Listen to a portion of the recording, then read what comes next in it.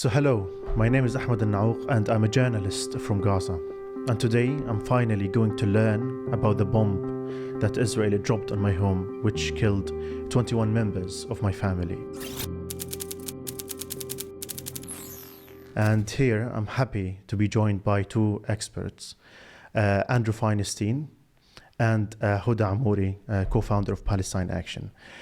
But before I ask you my first questions, I would like to tell you about a conversation that I had today with my sister-in-law. And I had this conversation with her before I come to the studio in order to understand what actually happened on that day. So my sister-in-law, her name is Shema, and she's 33 years old. And she was in my home when Israel bombed my home. She was sleeping, it was 4 a.m., and she was actually sleeping next to my brother, her husband. And she was carrying her son, Omar, who was only 3 years old, when the bomb dropped. So I asked her what happened. And she said she was sleeping, and then she suddenly heard something that hit the ground. And the next thing she remembered is that she's under the rubble. And she said that she was next to her husband, my brother, and for a few minutes she heard the last breaths of her son. So a few hours later, she said they managed to get her out, and she left to the hospital. She was injured. My brother, her husband, was killed. Her two children were killed. And my father, who's her brother, her father-in-law, was killed. And then she left. Then I asked her today, how does she feel? And she said, I'm gonna read what she said to you. What she said. She said, Muhammad, who's her husband, is all my life. He is her mother and father and her brother and sister and all of his life. And with just one missile, one bomb, they destroyed all of her life. So my sister-in-law, she was an orphan. She doesn't have a father or a mother. Both died when she was young. And she always considered my brother, her husband, as her entire world, her entire universe. And she said then, nothing in the world can make up for this loss.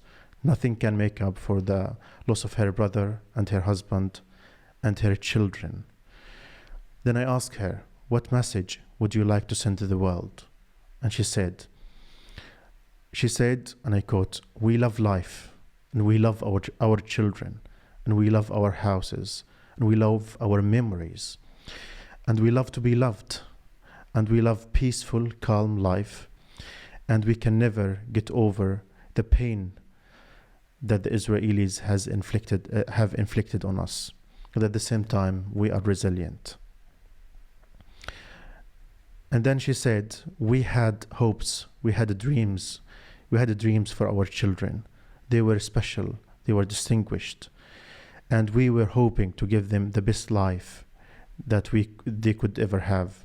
But then in a moment, all of our life is destroyed, and I am destroyed. This is what she said. So Andrew, I would like to ask you, please tell me about this bomb that destroyed me and destroyed my family. Where was it made? Who profited from it?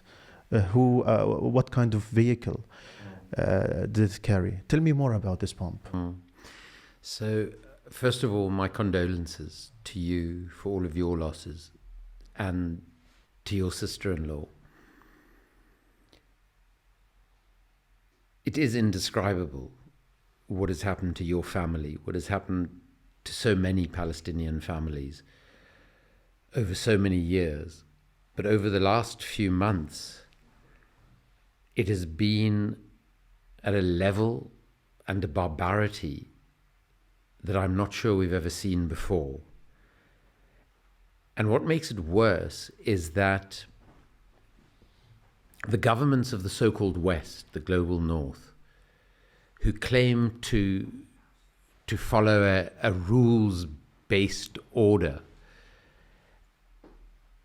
have effectively been prepared to destroy that rule of law, domestically and internationally, in order to justify what Israel is doing and to defend what Israel is doing. That's one side of it. But the other side of it is they are completely complicit in the murder of your family,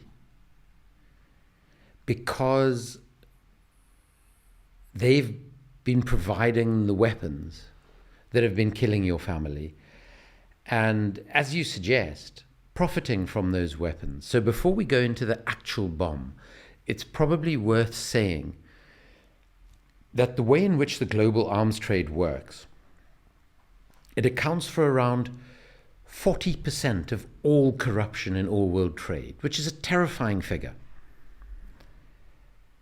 And it gets away with it because everything that happens in the trade happens behind a veil of national security imposed secrecy. So our governments, our individual politicians, the defense companies and their executives, they can all do effectively whatever they want to do. And if anyone tries to investigate it, they're told, oh no, that's a matter of national security. You can't find out any information about that. And because of that secrecy, they use the trade in weapons to effectively oil the wheels of our political systems. So the bribes that are paid aren't only paid to the country that they sell to, in this case Israel, but some of those bribes come back to the selling country, in this case Britain or the United States or Germany. And those bribes find their way to the executives of the arms companies, to political parties in the form of donations by these companies, and to individual politicians. And it's really important to understand this. And sometimes it's not paid as bribes while they're in office, but for their role in ensuring that the world is in a perpetual state of conflict. As soon as they leave office, they paid ridiculous amounts of money by these and companies related to them, the banks and the other intermediaries, the law firms and auditing firms. So, you take someone like Tony Blair, who we estimate very conservatively has probably made over £110 million personally since he left office, directly from the decision to invade Iraq, so companies who benefited from that, and the defense companies that he worked so closely with while he was in office and that he's continued to work with since he left office. So these people are profiting from the murder of your and other families. So what is that bomb likely to be? So, without fragments of the actual bomb, it's difficult to say this is definitely what it is. But I'll give you indications of what it could be. So it could be what are called dumb bombs, which are bombs, they're sometimes also called dirty bombs, in the sense that they don't have much precision on them. They're dropped, and there is no control over exactly where they land or the sort of impact they have in the area that they land in. And then you get what are called precision-guided munitions. And these are missiles and bombs that supposedly can be much more targeted and have less collateral damage. And I know this sounds terrible to talk about because we're talking about human beings here. Often, the precision-guided bombs are just the dumb bombs with a casing that provides greater technology that supposedly makes them more precise. My argument is that they very seldom are nearly as precise as they claim to be, but they're precise enough that we know that Israel is especially targeting certain families' homes. The homes of journalists has been extremely common for the obvious reason that Israel doesn't want the world to know what it's doing. So in all likelihood, the bomb that hit your family's home, because of your and your brother's work, because of just the nature of your family, it could have been either of those bombs. It could have been just they decided this was a residential area part of the most densely populated area on the planet, and we just want to kill Palestinians. In which case it would have been a so-called dumb bomb. If they were particularly targeting your family, then it might have been a more precision-guided munition.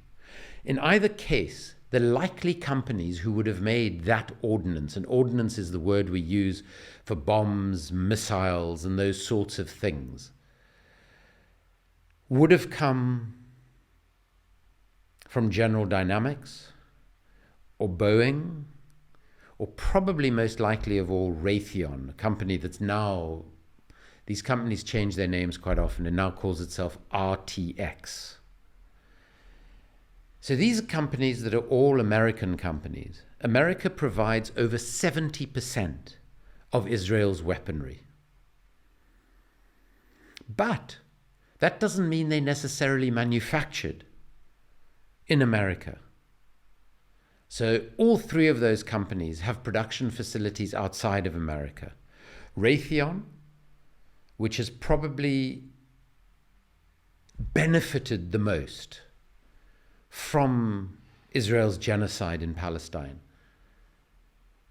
has a lot of production facilities in the UK, but also has big production facilities, in the US, but also has big production facilities in the UK. And it's quite possible that that sort of ordnance would have come from either an American or a British factory. And the trajectory of that bomb would have been that the company would have sold it with the consent and permission of its government. If it was from the British factory, that would have had to have the permission of the American and the UK governments. So therefore, within those governments' arms export control laws, they would have said, fine, you can sell those bombs to Israel, even though, I would argue, it's totally in violation of the domestic laws of the countries, of the regional agreements, and of international treaties like the International Arms Trade Treaty. So let us just suppose that it came from one of the Raytheon factories in the UK, and that it was sent by the company to the RAF base in Cyprus, and that it was flown by an RAF plane from Cyprus to Israel, to a military base in Israel. The bombs would have then been unloaded in that military base in Israel, and they would have been loaded onto an Israeli plane. And that could have been one of a number of planes. I think I have an idea about what kind of a plane you're talking about, because it is sad to say that I lived all of my life in Gaza, and I've experienced many wars in Gaza. And we were as young as 6 or 7 or 8 years old. We could distinguish between the sounds of the aeroplanes. For example, we know the sound of the F-16 and F-35. We know the sound of the Apache. Even the young kids in Gaza could distinguish between the sounds. And we could distinguish between the sounds of these bombs. For example, if it was an F-16 bomb, we could tell when we hear the voice, this is an F-16, this is an Apache, this is a drone. Wow. We could tell the difference between the rifles, the AK-47 or the M16. Everyone in Gaza knows that because we have been exposed to so many wars, so many bombardment. And I know that the bomb that hit my family, it was either an F-16 or F-35. Okay. Why? Because my family home is a 3-story building. It's a big house. It's not just a small one. Yeah. So most likely a drone bomb couldn't destroy it. An Apache bomb couldn't destroy all of my home. And maybe we can show some footage of my home. It turned into ashes. Yeah. It was completely destroyed with one bomb. Yeah. So we know this could be an F-16 or F-35. And it's very sad that we, the children and the kids in Gaza, I'm not a child, but the kids of Gaza, could distinguish the sounds of these bombs. So my neighbors told me. It is terrifying. So we know that it was either an F-16 or F-35. Yeah. So let's talk a little bit about the vehicle, this plane.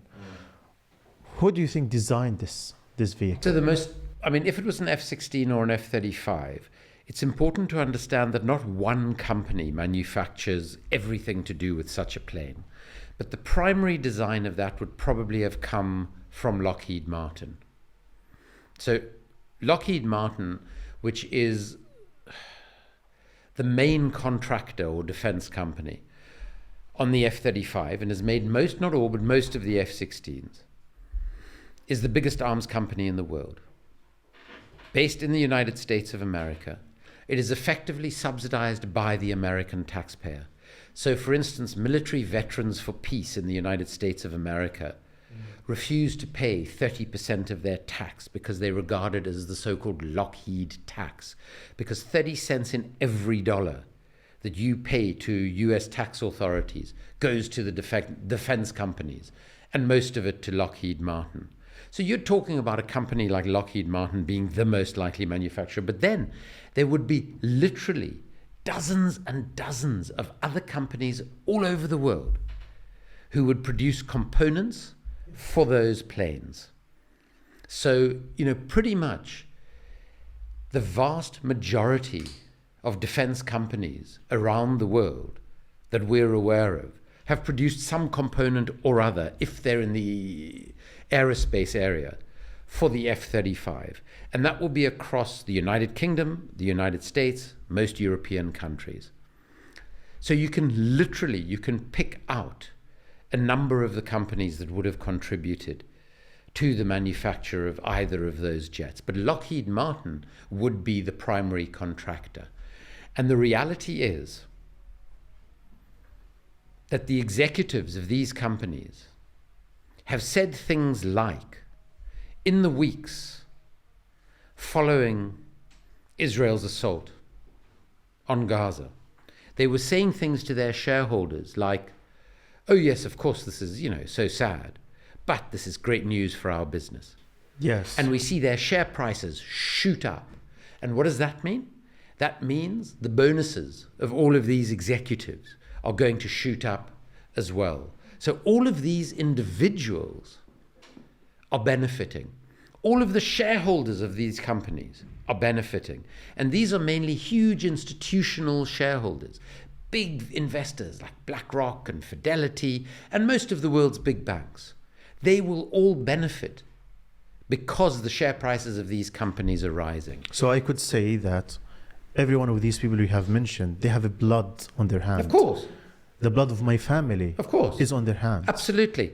But as importantly as those people, and we need to remind those people how they make their living, because they make a very good living.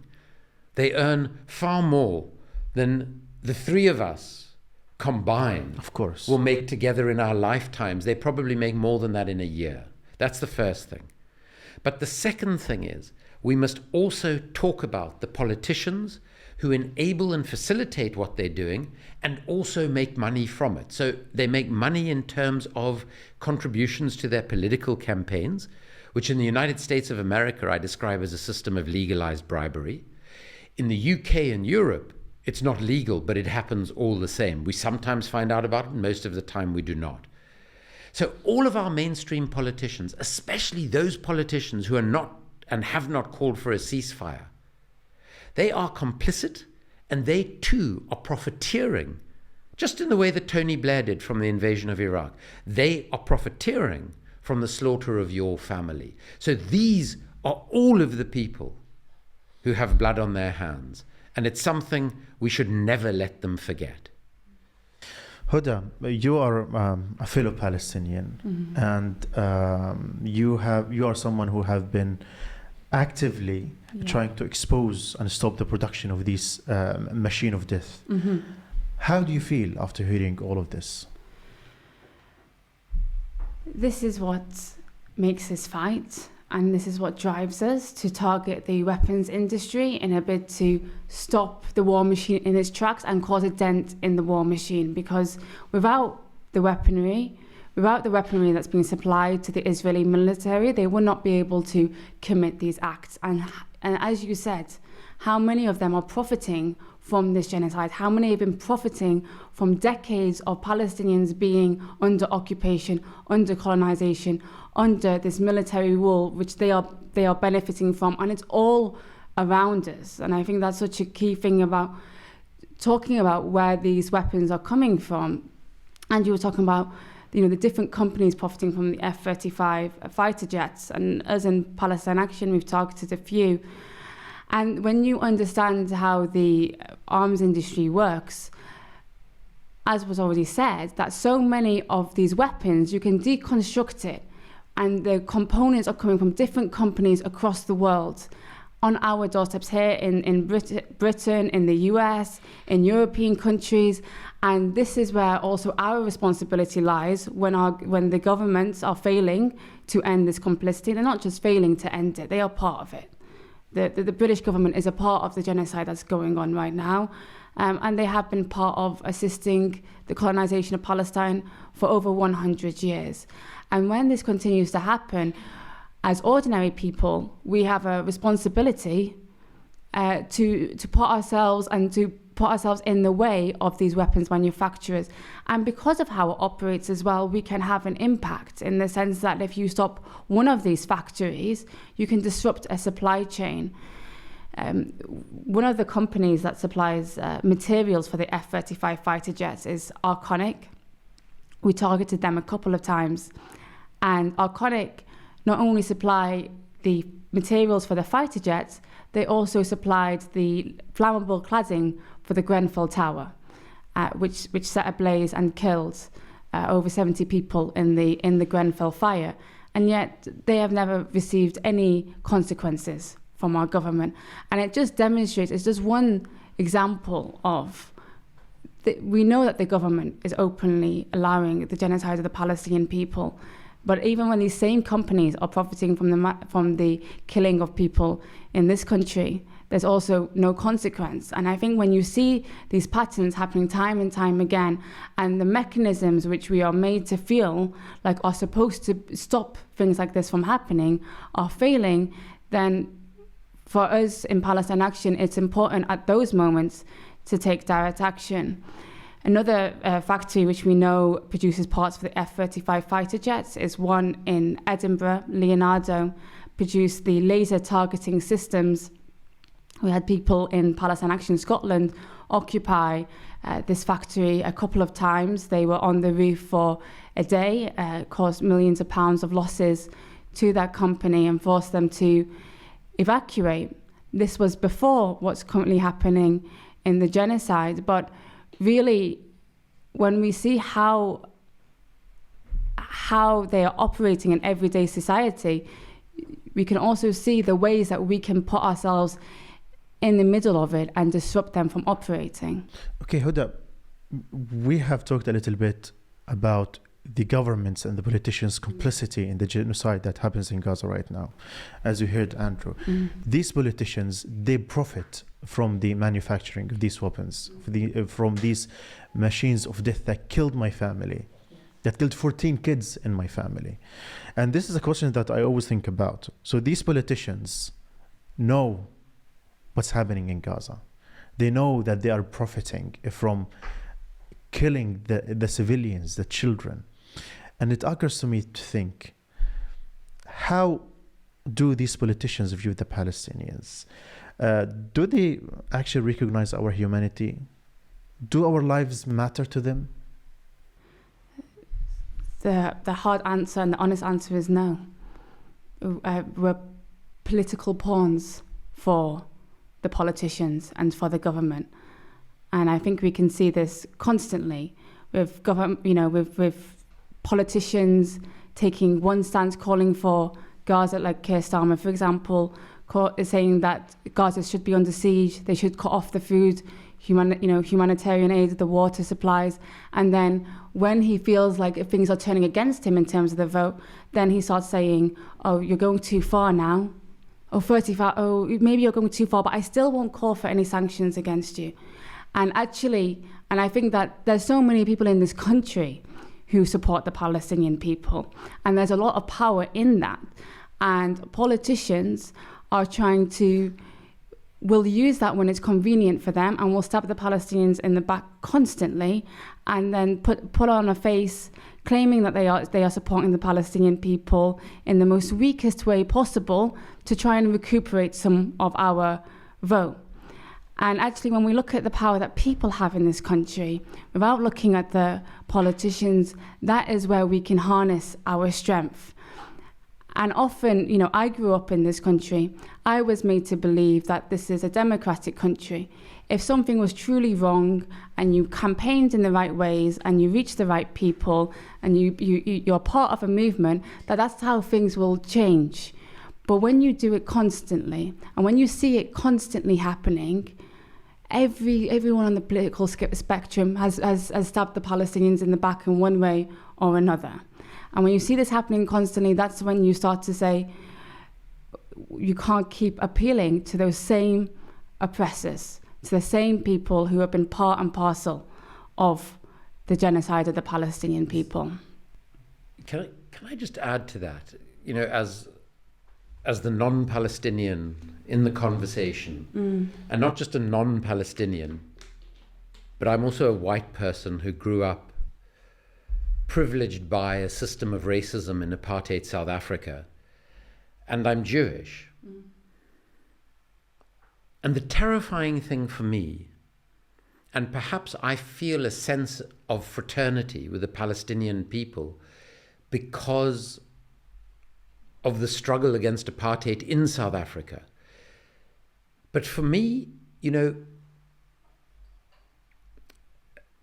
there have been instances in world history where a form of racist white supremacy has been at play.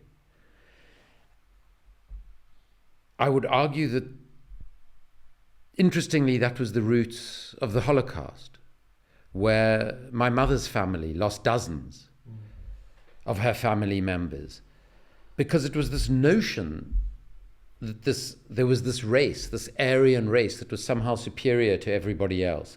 And anybody who wasn't Aryan was dispensable and could be murdered. Then you have the case of apartheid South Africa, which was an even more obvious manifestation by a group of Nazi supporters, it should be said, who believed that they were racially superior to all people of color. And in terms of the way the Palestinian people have been perceived, engaged with by the West, I mean, it's obviously varied over times, but there's been a consistent thread that has now come to full fruition, if you will, in this assault on Gaza, where the vast, vast majority of Western countries, the vast, vast majority of Western politicians, and, you know, political divides don't seem to matter. I mean, in the United States, Democrat or Republican, their attitude to what is happening in Gaza is pretty much the same. In this country, Tory and Labour, you know, indistinguishable on Palestine. And I do believe that part of the roots of this approach to what is happening to your family, to Palestinian people, is based on, possibly unconscious, but on a manifestation of racist white supremacy that has caused untold suffering throughout human history. And to allow that to manifest as it has, where certain peoples are effectively dispensable. You know, I've heard people say, well, 1,200 Israeli Jews were killed on the 7th of October. Therefore, and I happen to be of the view that the death of any human being is a tragedy. And of course, we understand the context in which that happened. You know, it wasn't an unprovoked attack like some people are suggesting. It's a consequence of decades and decades of brutal and illegal occupation. It's a consequence of constant attacks on the Palestinian people, none as appalling as we've seen in the last months, but still horrendous. But to suggest that there is some sort of number that makes it in some way legitimate for Israel to respond to what happened on the 7th of October? So, for every Israeli Jew, 30 Palestinians should be murdered. Or even more. Because even yesterday the Israelis wanted to rescue 2 hostages. So in order to rescue 2 hostages, they bombed areas in Rafah and killed 150 people. And you can hear this on the news as well. I think I heard it on the radio. And they say 70 Palestinians died, but they rescued 2 hostages. And you can see even in the tone of how they cover it in the media. Yeah, and this is how they it's like they're trying to justify the killings of the Palestinians and saying, but we got this at the end of it. And it just shows how, what's our life worth compared to... How in 2024 can such naked racism be so mainstreamed in the world? And the problem is, and I agree with Huda entirely, the problem is not with the majority of people in the global north, because we've seen over and over again in various polls in the size of the constant demonstrations that are happening in support of Palestine around the world. And the quicker that governments ban them, the more people that turn out for them. What we are seeing is this tiny elite of our politicians, our political and economic class, who control the nature of our political and economic systems, who have decided this is absolutely fine. And why is this fine? Because it makes them a lot of money, and they believe they can make political capital out of it. But the majority of people are actually saying to them, that's not the case. You're not doing this in our name. And we've got to constantly remember that this is being done with our tax pounds, dollars, and euros. So it is being done in our name and with our money. And it's for that reason that it's so important when we hear the stories of your family and so many others, that the sort of work that Palestine Action is doing becomes so important, where people say, okay, so our politicians won't listen to us. We are going to take the law into our own hands, and we are going to commit what are actually very minor crimes to prevent far greater crimes, including the ultimate crime, the crime of crimes, which is genocide, which is what happened to your family. And I think when we accept what is underpinning this continuing genocide, the racism and the white supremacy that is underpinning it, it becomes even more important for those of us who might be a distance from Palestine, even if we are not Palestinian, to actually take local actions that try and stop our complicity in what is going on. Is that why you decided to establish Palestine Action? Is that why you decided it is necessary Yes. to start Palestine Action? 100%. And I tried other methods before. I was very involved in organising divestment campaigns, boycott campaigns, lobbying MPs. I did everything that they tell you you're supposed to do in a democratic society to create change. And when you get to a point when you realise that the politicians you're talking to give you the same response, they have no intention of creating the necessary change, they have no intention on imposing sanctions on apartheid Israel, no matter what they do, then there comes a point when you realise that the route left open for you is direct action. And that means that essentially we bypass the government, we bypass the politicians, and we say, well, if you're not going to sanction Israel, we're going to do it ourselves. We're going to go to the weapons manufacturers, the Israeli weapons manufacturers like Elbit, who are all over this country, and we're going to go and shut them down time and time again until they're forced to shut down for good. And sometimes when we do that, we're arrested, sometimes we're not. But the point is to cause constant, sustained disruption to the Israeli weapons industry and to shut them down ourselves. And through that, we are sanctioning Israel through direct action, rather than begging for the same oppressors to sanction Israel. We will do it ourselves. And that's the essence of our direct action. Do you think that there is a legal obligation for you to do that, to shut down these factories? Because some people argue that what you're doing is illegal. So how do you respond to that? Is it illegal? Nothing we do, in our eyes, nothing we do is illegal. Because when you see the crimes that Elbit is committing, when you see the crimes that these weapons manufacture and how Israel uses this weaponry, and you see that, then it is necessary for us to take these actions, especially when every other route has been closed off for us in order to stop them from committing the crimes they are doing against the Palestinian people. Even we've seen recently the International Court of Justice, and they say that it's plausible that Israel is committing genocide. Now, we can all see it for ourselves. We know this is genocide. You know this is genocide. It's happened to your family. But even then, there was recently a question in government, and they responded to this question by saying about how, are you going to stop arms sales to Israel as a result of the ruling by the International Court of Justice?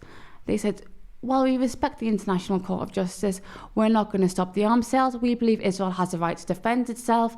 So it took its own view, even though our own laws say if there's even a risk that it could be used in violation of international law, they should not be selling weaponry to Israel. Yet even despite this clear view that what they are doing is plausibly going to be used to commit genocide, they're still happy to send the weaponry, send it on. And just under the Genocide Act as well, it says that people have to do everything in their power to stop it from happening.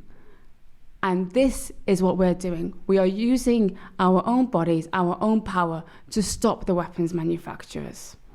Okay, Andrew, here's a question to you. It was reported that in 2014, and that in that year, Israel launched another war in Gaza, in which I lost my brother.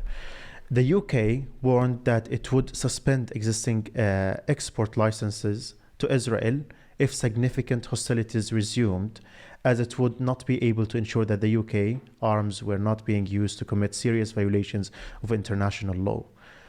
But here we are in 2023, 2024, Israel is committing a genocide in Gaza. And that's not according to me, that's according to the International Court of Justice. They said Israel is, it's possible that Israel is committing a genocide in Gaza. But why does the UK still support Israel with weapons? Why hasn't it stopped? So there are a whole range of things at play here. The first that's really important is that, British ministers will tell us and have told us for decades, and even in some of the cases of some of the Palestine Action activists, we hear this from the government side. We have a very rigorous arms export control system amongst the best in the world. That is a lie. It is a blatant lie. On paper, we might have quite a good system. We certainly don't have the best. And I've been investigating and researching these laws for 23 years now. In practice, we have one of the worst, because the government can pretty much do what it wants. And the courts will do very little to stand in their way, because they always say, well, that's a political executive decision by the government, so we're not going to intervene as the courts. Because many organizations have tried to engage in legal action against the government for all sorts of sales to Israel during all of the incursions into the occupied territories, and some of the worst of the atrocities that took place before the situation we're in now. Nothing happens. We've seen the situation in Yemen, where for almost 9 years now, Britain, the US, Europe has been selling weapons to Saudi Arabia and the United Arab Emirates that have killed in excess of 20,000 innocent civilians. And the extraordinary thing is, a lot of those civilians have not been killed as collateral damage, but they've been intentionally targeted. And who's assisting the Saudi and UAE-led coalition with targeting? The United States and Britain's military. So that's the one side of it, where we are in the West, and we cannot accept this ourselves. The mainstream media would never publish anything that says this. We are rogue states. We have to accept that. We actually cause more death, more immiseration, more catastrophe for human beings around the world than any other countries. Of course, I would argue the United States is worse than us, and we just follow the United States as an obedient poodle most of the time. So that's the one side of it.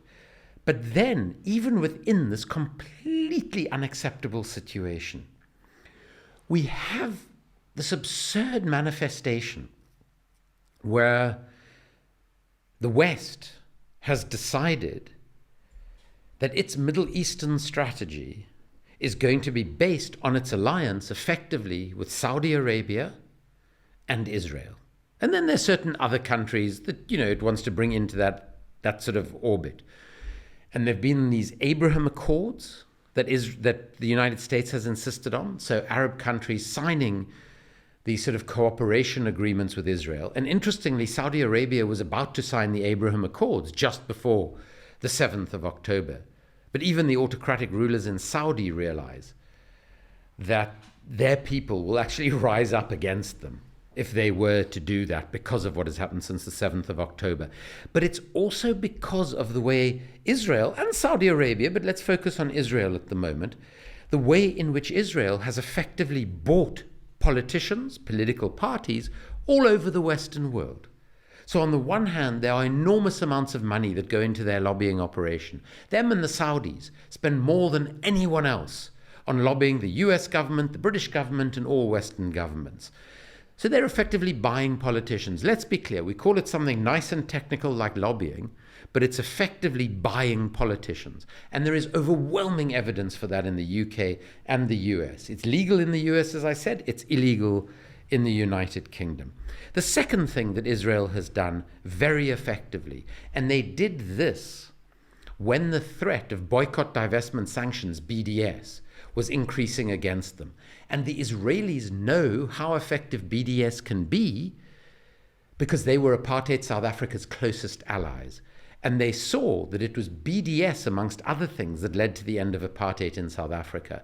So when BDS started becoming stronger and stronger around the world, they established a ministry in the Israeli government whose intention was to destroy the BDS movement. And what was the strategy? To make support for BDS, to make any criticism of Israel effectively equivalent to anti-Semitism. And so, along with buying politicians, they've also terrified politicians by convincing them, and convincing most of the world, that anything that is critical of Israel is anti-Semitic.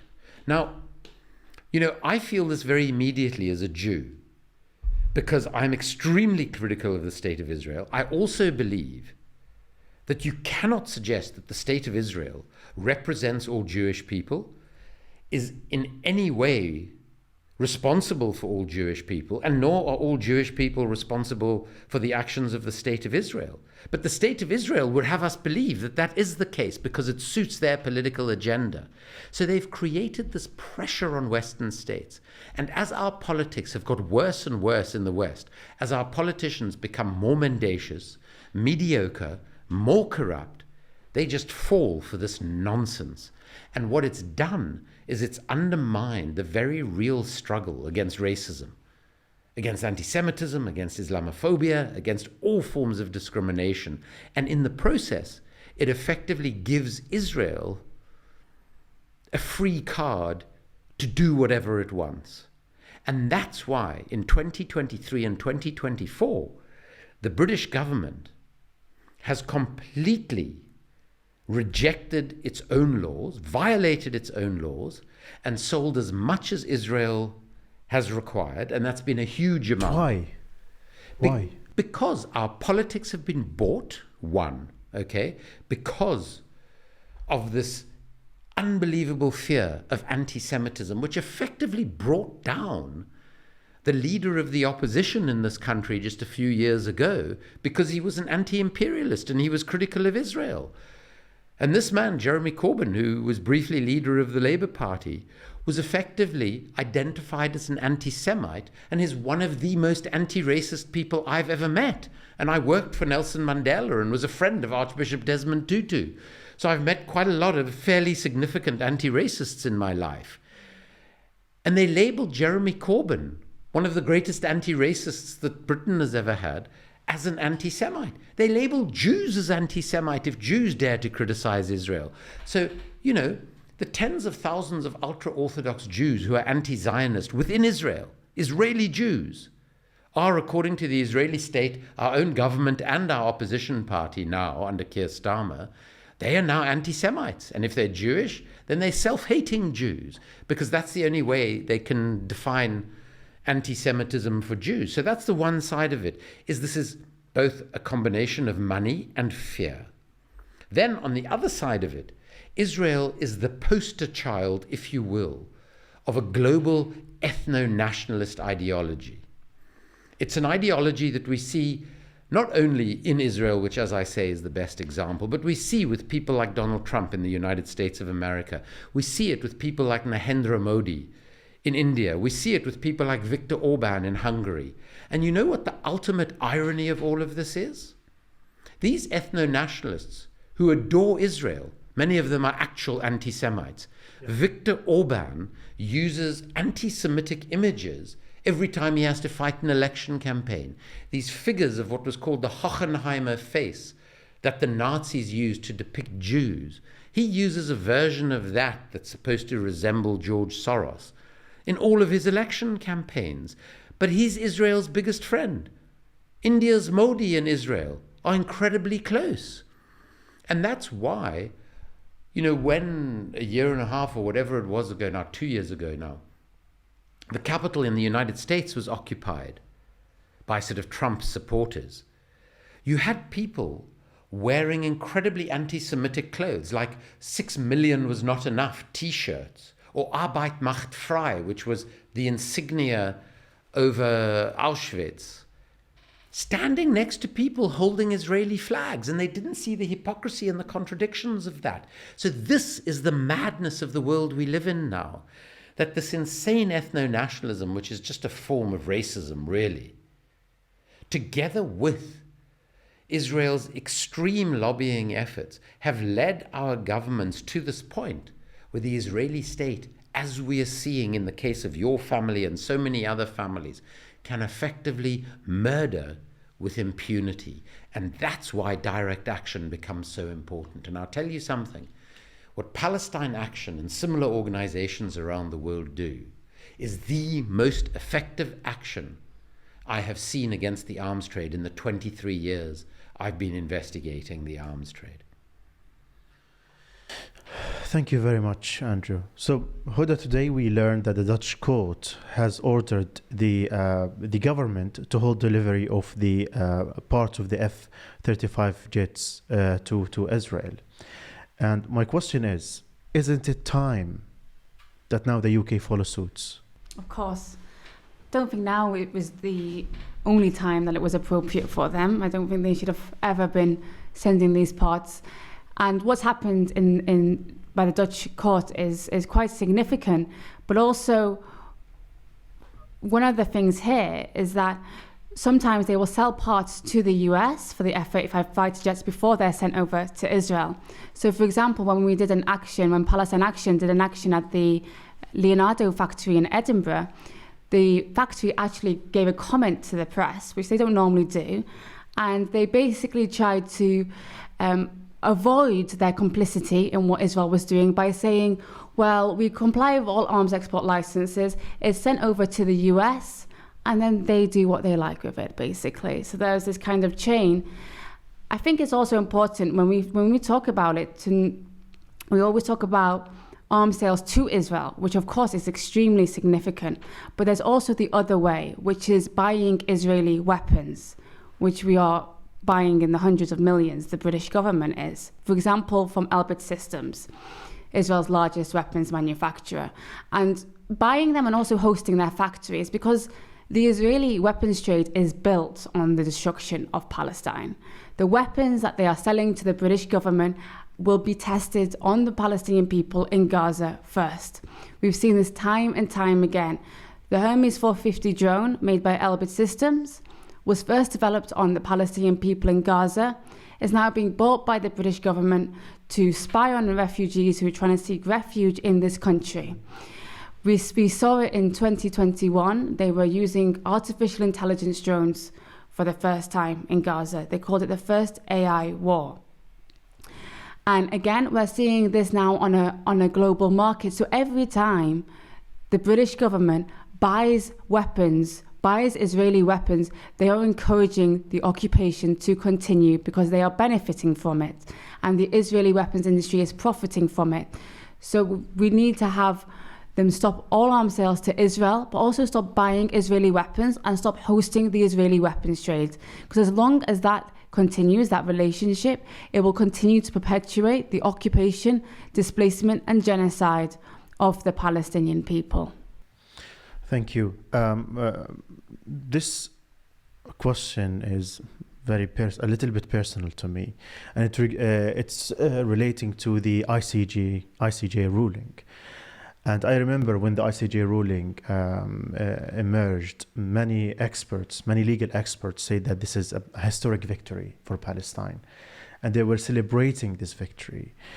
But for me, the moment I heard the ruling, I was disappointed. Why? Because the ICJ ruling failed to mention the word ceasefire. And this was, Andrew, you're South African, and the South African team, one of their main request, and the most urgent request, was to uphold an immediate ceasefire. So my question to you, to Andrew and to Huda, should I be happy about the ICJ ruling? Because for me, I'm not. I'm disappointed. And now there are over 1,500 Palestinians killed after the ICJ ruling. So what did I gain? It's tough because when I heard the results, it's mixed emotions in many ways. And also, in one way, it's disappointing because whatever they said, it's continuing. And the power is very limited of the International Court of Justice. And if it goes to a full trial, it's going to take years. And it's too late by that point. Obviously, you want some form of recognition that what Israel is doing is genocide, but there needs to be immediate implementation of those rulings.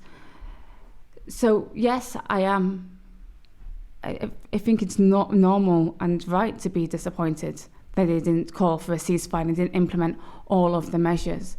But I think also it demonstrates that these mechanisms, which we believe are supposed to enshrine international law and protect humanity,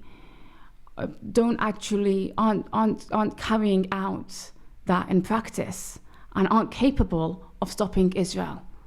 It's continued. Look, what we're seeing now in Rafah, we're watching Israel try and depopulate Gaza, and even after that ruling, whatever they did or didn't call for, it didn't stop it. And I think that's when what we're seeing now in a few months' time is all of the different mechanisms. And I think for Palestinians and other people as well, we've become disillusioned with a lot of these systems. But now I think the world is seeing in a very short time frame how all of these mechanisms that we believe are there to protect us are failing, and are failing the Palestinian people.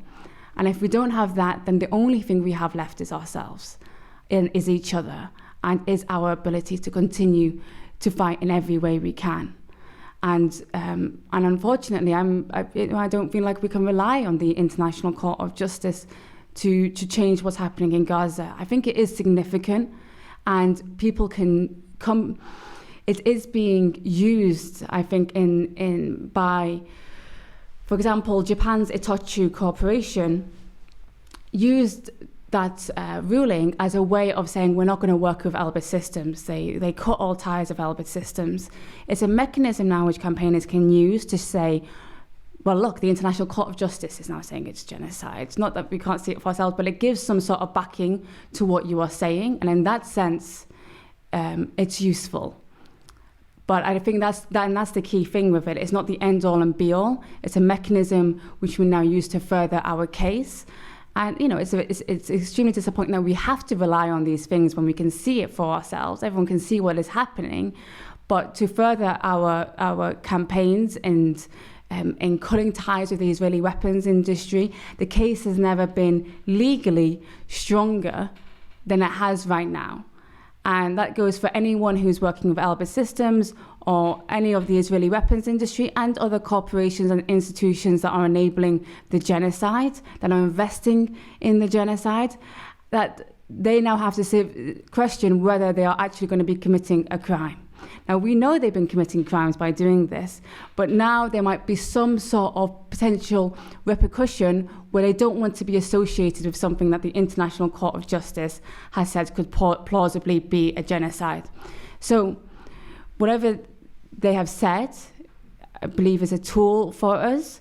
It is not everything that was asked for, but it was never going to be, in my opinion, capable of stopping the genocide of the Palestinian people. Thank you. Yeah. I agree with what Huda has said. I understand your disappointment. These are imperfect institutions, the UN, the whole architecture of supposed international rule of law, because our governments have become lawless, effectively. So what do we do against our lawless governments is we try and fight in ways where most of the time we won't have ultimate victory, but we will have successes on the way to what that ultimate victory would be. And I think we have to see the ICJ judgment in that context. First of all, I think it's very significant and symbolic that it was South Africa that brought that case.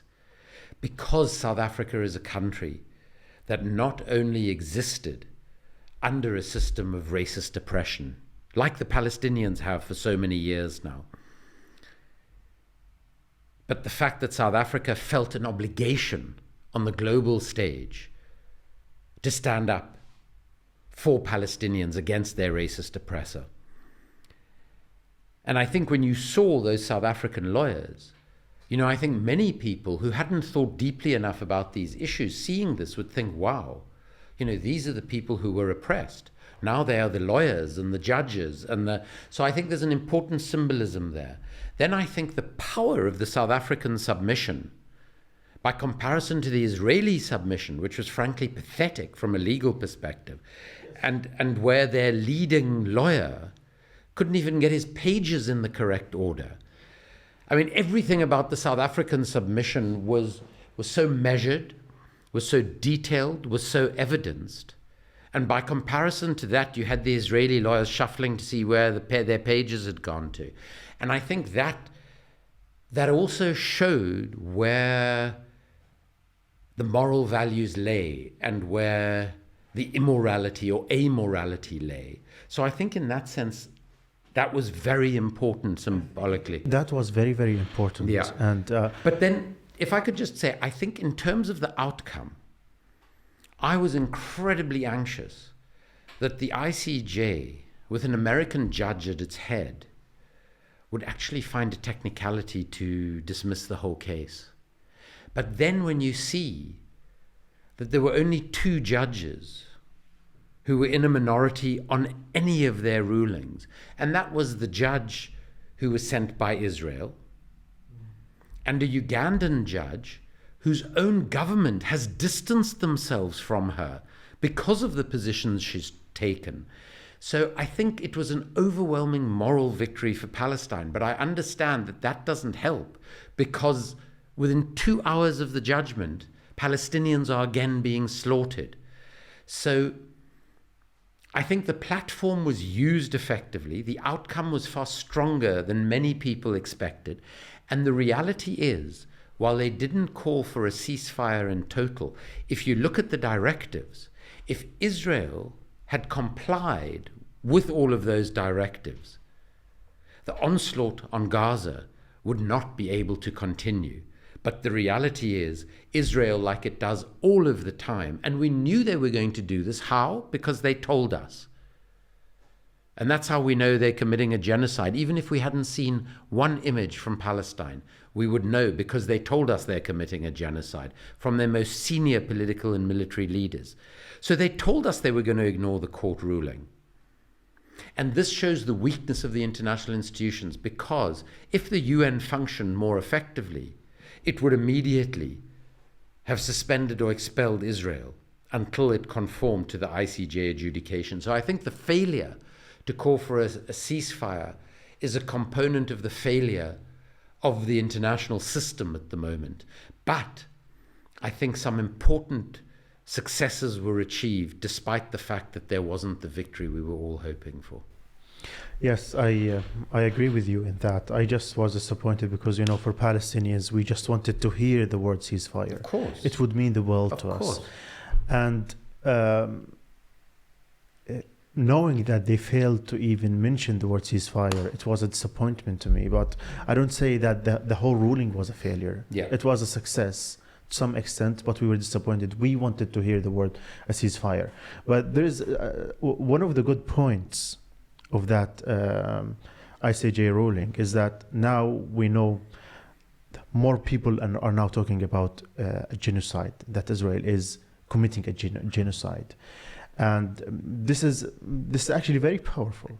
And my question to you, Huda, do you think there is any way for Israel, is there any way back for Israel in terms of its a global reputation after this genocide?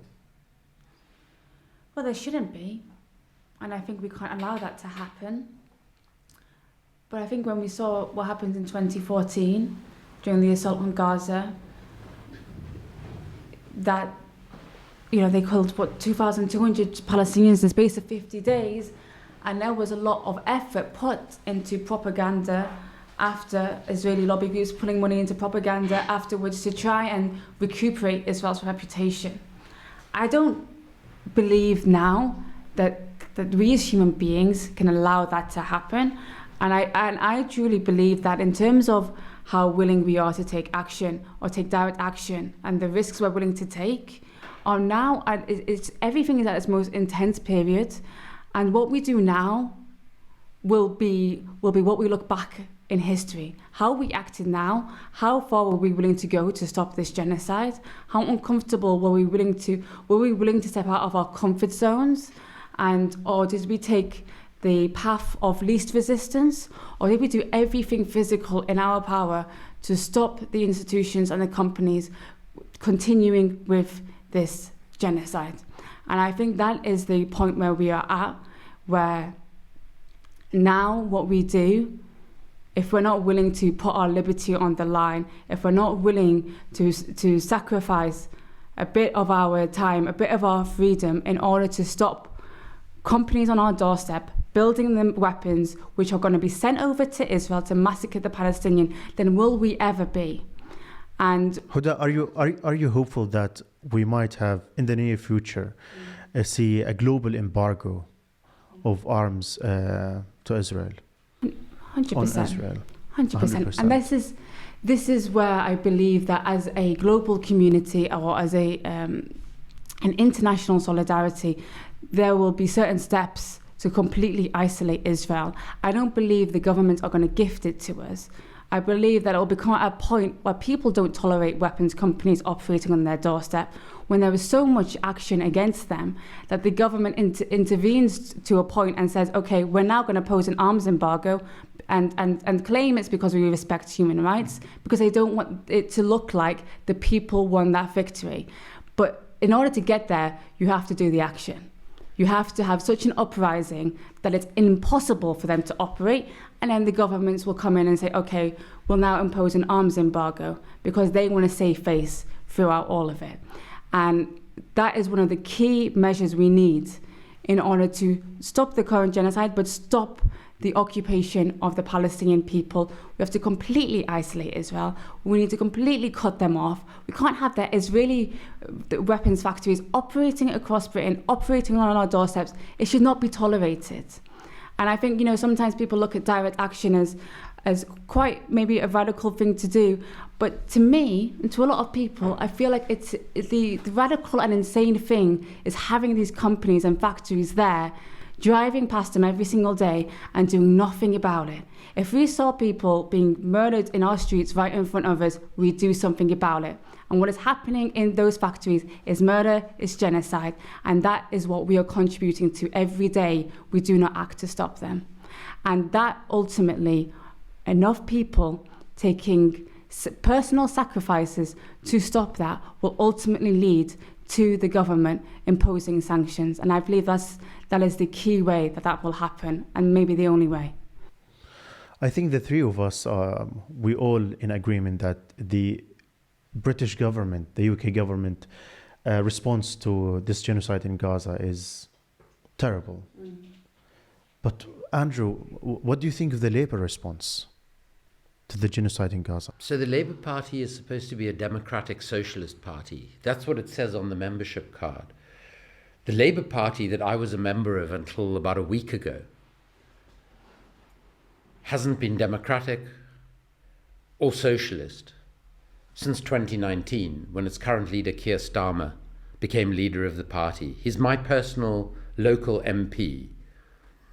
He has taken the party so far to the right that it is virtually indistinguishable from the Tory party, and on certain issues, I think possibly even worse. He is a reflection of the very worst of our pretty awful politics at this point, and that is manifested in the fact that they did not immediately demand of the government that there be a ceasefire in Gaza and that Britain stop its arms sales at that point. And when you ask the question why, we have to ask, is it ideological? Is this his belief system that Israel can do what it wants, that the international rule of law is irrelevant? Is it because an enormous number of his donors are big companies, individuals who are effectively lobbyists for Israel? Probably the biggest individual donation in the Labour Party's history came a few months ago from a South African-born person called Gary Lubner, who gave the party £5 million. Lubner's only real interest is in ensuring that there's no criticism of Israel. So is Keir Starmer going to say, here, have your 5 million back, I'm going to criticize Israel? Of course he's not. Of course he's not. So that shows that rather than representing the people who elect him, he's representing his multi-billionaire donors. And that's the problem of the Labour Party. It's become exactly what the Tory party is. It is as mendacious, as corrupt, and as mediocre. Now, what makes it even worse is that Keir Starmer claims to have been a human rights lawyer. He has yet to mention one word about the ICJ ruling. Not one word. So this is a human rights lawyer who seems not to understand human rights, who seems not to understand war crimes, who seems not to understand violations of international humanitarian law, who seems not to understand the Genocide Convention, and who most certainly seems not to have one shred of humanity. And that's why so many progressive people and so many Muslims are turning away from his party, despite the fact that we have the most incompetent, appalling government than we've had for generations in this country. Can I just add something to that? Oh. Yes, please. I think we're used to seeing our government being, the politicians appearing pro-Israel and siding with the oppressors of the Palestinian people. But I think I was truly shocked, which is hard to be by these politicians, by how much they were manufacturing consent for the genocide. Normally, they at least try and pretend to care about human rights. They try and pretend to care about international law. But these past few months, I think, is unlike anything we've seen before. And it's become so blatant and so obvious. And, you know, in a way, at least it's more clear-cut than it was before when they were trying to pretend like they cared about humanity, human rights, international law, all these principles were supposed to be built upon. We saw the Department of Health and Social Care flying the Israeli flag. It's never become more clear who the politicians, who they stand with. And I think with people like Starmer, we've seen what he said at the start of this. We've said what he's done before as well, constantly, saying that he's against BDS, he's pro-Zionism, even before October the 7th. And recently you can sense that he's trying to roll back a bit because he realizes he's losing the Muslim vote. And it's very clear that people will never forget that politicians are very opportunistic and will switch in a moment's time. But we have seen the vast majority of Parliament stab Palestinians in the back at one moment or another. And we cannot forget that. And we cannot forget that the true power lies within the people. And it's up to us. It's up to us. You know what I would say to British people at this point? Don't vote for anybody. At a local level, because we have local elections in May. At a national level, because we will probably have an election sometime this year at a national level. Don't vote for anybody who hasn't explicitly and unreservedly endorsed a ceasefire from the moment this appalling situation started. Because they don't deserve your vote. And what it says about their basic morality and ethics is just so terrifying for the reasons that Huda outlines, that we should just, the one thing that we all have is the vote, and we should simply withhold it from them. Exactly. Andrew, we heard recently that you might be standing against Keir Starmer in his constituency in the upcoming election. Is that true? So the situation as of the 12th of February is that two organizations have endorsed me to stand against Keir Starmer in our constituency. That I've made clear to them that I'm willing to stand against him.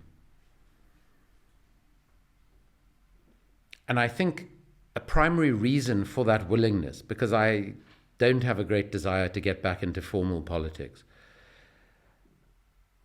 but probably the primary reason for that is because of his personal and his party's attitude to Gaza. I, however, don't believe that it's for me to decide whether I should stand against him. I think that the broader community, and particularly what I would describe as the progressive community in our constituency of Holborn and St Pancras, where I live, should make that decision. So I'm willing to stand, but I also believe there needs to be far broader consultation in the community, especially with the Muslim community in the area, and that if we find a candidate who would have a better chance of vocalizing these issues against Starmer, then I will work tirelessly to have that person elected. If the community decides that I am best placed to do that, then I will do it. But I want to turn the question on both of you for a moment, because it's a very difficult question for me. I only went into formal politics because I was asked to by the ANC, and I had the enormous privilege of serving under Nelson Mandela. And under his successor, I had a huge falling out with him because my committee tried to investigate a hugely corrupt arms deal. We spent $10 billion on weapons that we didn't need and we've barely used ever since, at a time when we had massive socioeconomic needs. We had 6 million people living with HIV or AIDS. This was a complete waste of money, and the only reason we did it is because at least $350 million of bribes were paid, including to my own party itself. And when the president wouldn't allow an unfettered investigation into the deal, I resigned as a matter of principle. So I don't believe in professional politicians, but I believe that there are some moments when it's important to take on the professional politicians. But I would be very interested to hear both your view and Huda's view as to whether you think it would have any impact to stand against someone who has become a symbol of what he has. Huda. Well, I would enjoy Keir Starmer losing. Who wouldn't? And I think that, and I think losing because of his stance on Palestine and that coming through, I think is a very strong message to send out there, and it would really shake up the Labour Party. And I believe in you as a human being to carry that message into Parliament. I don't necessarily believe in how much direct change will come from that, but I think it is comforting to know that someone like you who has, just if I'm taking Palestine Action, not personally, support Palestine Action from the very beginning, being in there to challenge it when things are raised about Albert systems and other things, and we've seen, government meetings about Palestine, having someone in there in Parliament who we can actually trust to represent our interests is comforting. And I'll go back to saying that, Keir Starmer losing would be a great thing to watch. Well, I'm not British. I'm a Palestinian, so I don't think I have much to say about this. But Gaza means the world to me, and Palestine means the world to me. And it pains me to see that some people who are wronging Gaza, who are doing injustice to Gaza and to the Palestinians, because Palestinians are humans, just like the British people who are humans. And I think the British people and the Palestinian people deserve someone who can do better. Because if they fail the Palestinian people, they will fail their own people. And the UK has a legal responsibility towards Palestine. And I really expect that the next Prime Minister in the UK will do justice for the Palestinians, because it's long overdue, and we deserve to have justice from the UK. It all started from here, from London, all of our suffering, all of our tragedy, and it's just enough. We need someone who can do something for the Palestinians, who can end this genocide that has been inflicted on the Palestinians. So personally, I would love to see you win than Keir Starmer, but it's not up to me, it's up to the British people. Yeah. But it was a pleasure. Thank you very much, Andrew. Thank you very much, Huda. Thank you. Thank you for having us on. Thank you very much.